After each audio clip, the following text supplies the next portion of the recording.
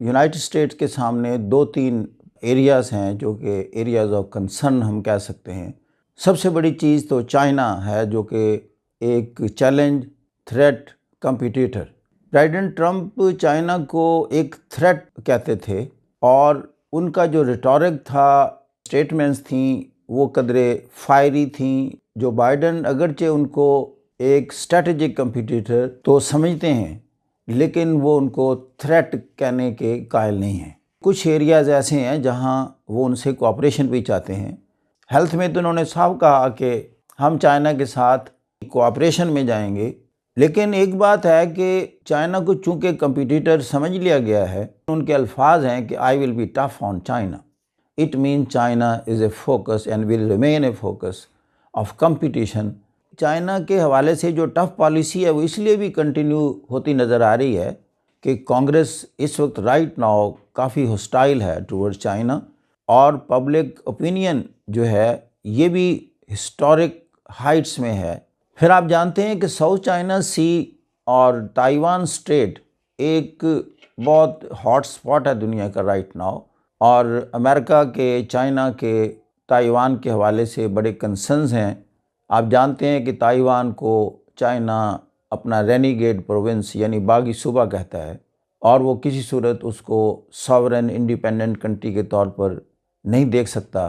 اب چونکہ تائیوان کی سیکیورٹی یونائٹڈ اسٹیٹس کے پاس ہے، لیکن جوں چائنا طاقت پکڑتا جا رہا ہے، وہ اپنے ان سینٹیمنٹس کا اظہار کر رہا ہے کہ I will not allow Taiwan to go independent and the world to recognize it as a sovereign independent state۔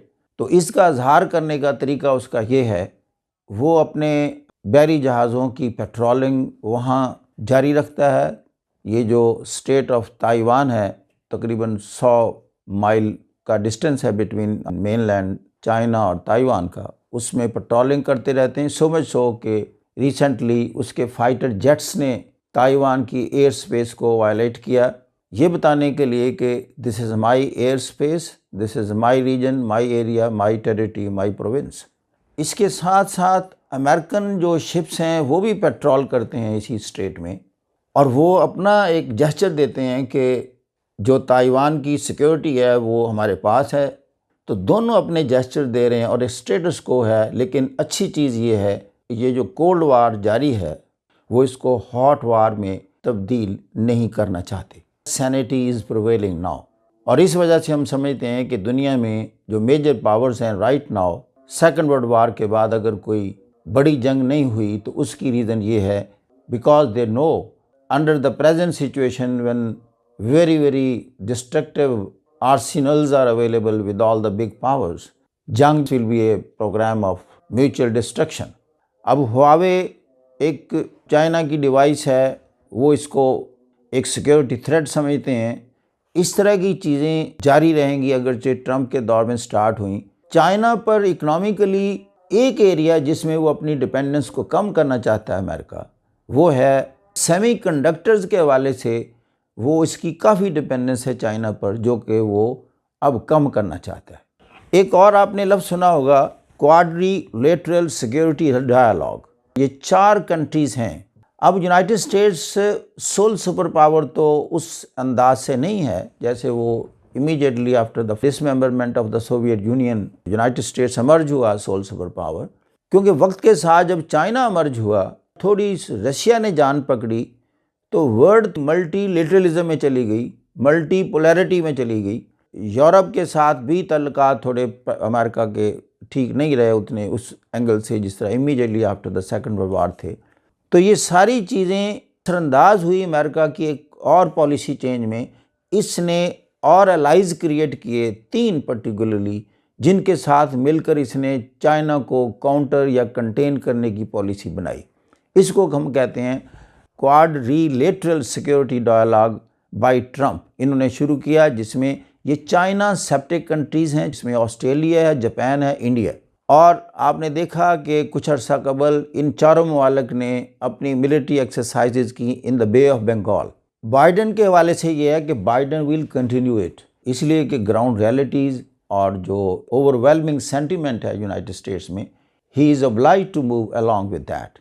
باقی کولڈ وار جو ہے آپ نے دیکھا کہ ماضی میں سوویت یونین کے ساتھ کولڈ وار رہی امریکہ کی، وہ جو کولڈ وار تھی آئیڈیالوجی اور نیوکلیر ویپنز کی بیس پر تھی، لیکن اب جو کولڈ وار چائنا سے سٹارٹ ہو رہی ہے بلکہ ہو چکی ہے، ان کے ایریاز یہ نہیں اب ہوں گے، نہ آئیڈیالوجی ہوگا نہ نیوکلیر ویپنری ہوگی، اس لیے کہ چائنا نے تو خود مارکیٹ ریفارمز کو امبریس کر لیا ہے، اگرچہ لیمیٹڈ سکیل پر ہے اور ایک اسپیسیفائڈ ایریا ہے، بٹ چائنا کی موجودہ جتنی بھی اکنامک ڈیولپمنٹ ہے یا اپ سرج ہے، یہ سارے کا سارا after introduction of market reforms ہیں، اور یہی میں سمجھتا ہوں اگر آپ حقائق میں جانا چاہیں تو سب سے بڑا تھریٹ اور چیلنج اگر یہ امریکہ یا انڈیا یا ایون آسٹریلیا یا جاپان کو ہے یہ کوآڈ کے حوالے سے، تو یہ چیلنج BRI ہے۔